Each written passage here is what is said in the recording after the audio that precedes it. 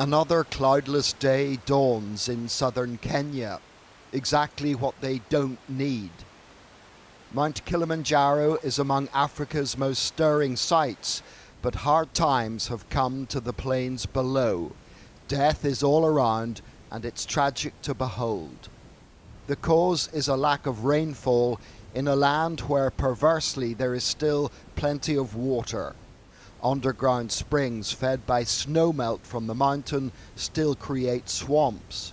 The problem is that the absence of rain means grasses and other essential plants are not growing, and the animals that depend on them are dying from a lack of nutrition.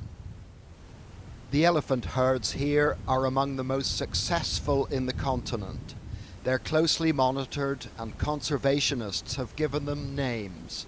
But even these great beasts are succumbing to what is for herbivores a drought-induced famine.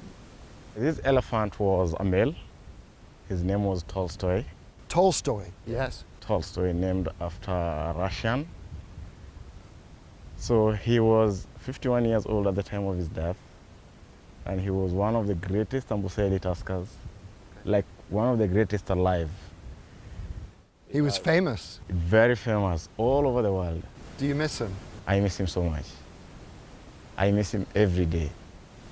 Since the start of June, almost 60 elephant deaths have been recorded. More than half were calves killed by starvation because due to a lack of sustenance, their mothers stopped producing milk.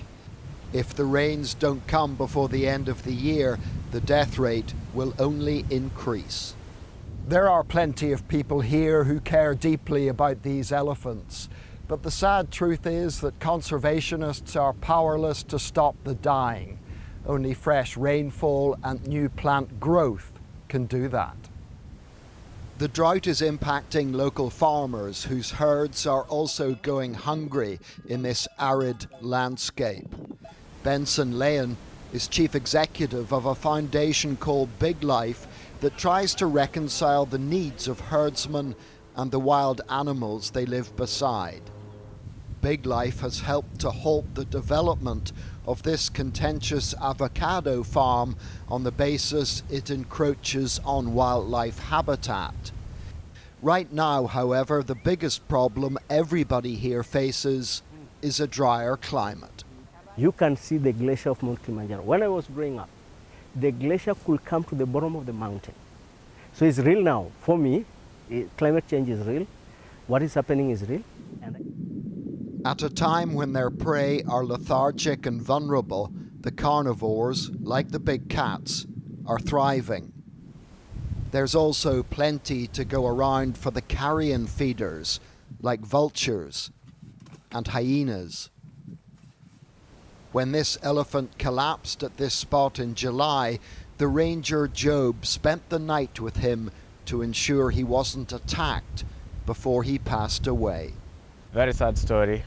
We are only waiting for the rains, because the only thing that can help us right now is the rains. These are some of the last relatively undisturbed elephants in Africa. While poaching has been devastating elsewhere, these animals have been largely spared. Right now, though, a changing landscape and climate pose the greatest threat to their survival. John Irvine, ITV News, Southern Kenya.